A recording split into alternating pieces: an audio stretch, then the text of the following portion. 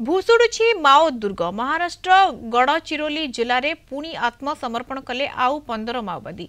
आईएमएमसी प्रवक्ता अनंत ओरफ विकास नागपुर रे समेत 15 हार्डकोर माओवादी आत्मसमर्पण करिसेंती। गड़चिरोली जिला गोंदिया पुलिस आगे एमाने आत्मसमर्पण करिसेंती। तेबे समस्तक मुंडरे मोट 92 लाख टंकार पुरस्कार राशि थिबा बेले अनंत नारे 24 लाख टंका पुरस्कार राशि घोषणा रहितला। माओवादी माने विपुल अस्त्रशस्त्र सहित आत्मसमर्पण करिथिबा जणा पड़िछि। तेबे गत फेब्रुआरी रे अनंत आत्मसमर्पण करिबो बोली घोषणा करिथिला। प्रसाद नायक मालकानगिरी रिपोर्टर फोन लाइन जोड़ी होती। प्रसाद गोटे अभिनव उपाय करा जायथिला एवं गोटे पुरस्कार राशि मध्य रही जो माने आत्मसमर्पण करेंगे अस्त्र शस्त्र सहित भी आत्मसमर्पण करुछंती सेमानकु किछि टंका आकार रे राशि मध्य दिया जिवो हुए तो ताहा वर्तमान समय काम करूछि। निश्चित भाव में शिवानी देखो जहाँकि पुलिस जहाँकि सरकार जो भाव नीति रही आत्मसमर्पण नीति से गोटे मुख्य कारण रही टॉप कैडर माओवादी बर्तमान आत्मसमर्पण कर।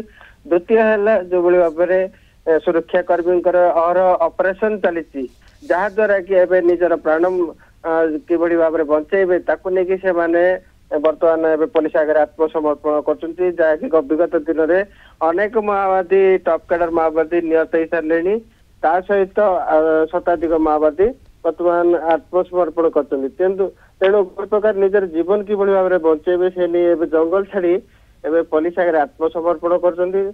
द्वितीय कारण है जो भाव में आत्मसमर्पण नीति रही घर वापसी जहाँ कहुच्छी अंचल से नीति को आकर्षित होकर आत्मसमर्पण कर जहाद्वारा कि जो पुरस्कार राशि अच्छी से दिज्व ता सहित से सब प्रकार साहाय्य सहयोग जो समाज मुख्य क्षेत्र आसवे से सब प्रकार सहयोग कर सरकार।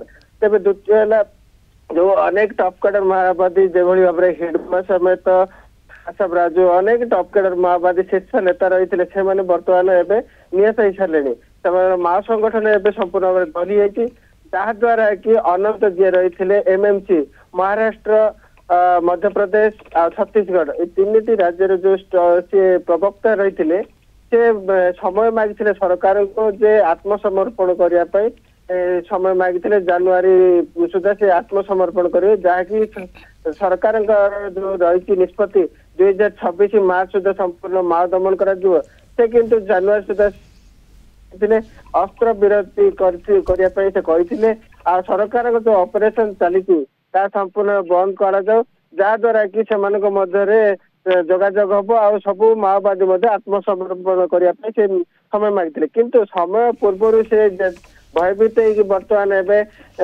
निजर साथी सहित से आत्मसमर्पण कर जहाँकि रही एमएमसी मुंड उपर रही 24 लाख टंका सहित जो 10 माओवादी आत्मसमर्पण कर 15 माओवादी आत्मसमर्पण कर 92 लाख टंका पुरस्कार संपूर्ण भाव में रही है। तेणु गोटे प्रकार कहवा कोना कोठी माओवादी पारे गोटे ए जो प्लान करा जायतला जो प्रयास उद्यम करा जायतला ताहा वर्तमान समय सफल होइछि बोली हमें कहि परिबा। बहुत बहुत धन्यवाद प्रसाद सूचना पाई। प्रसाद नायक मालकानगिरी रिपोर्टर हम सहित जोड़ी होइतले।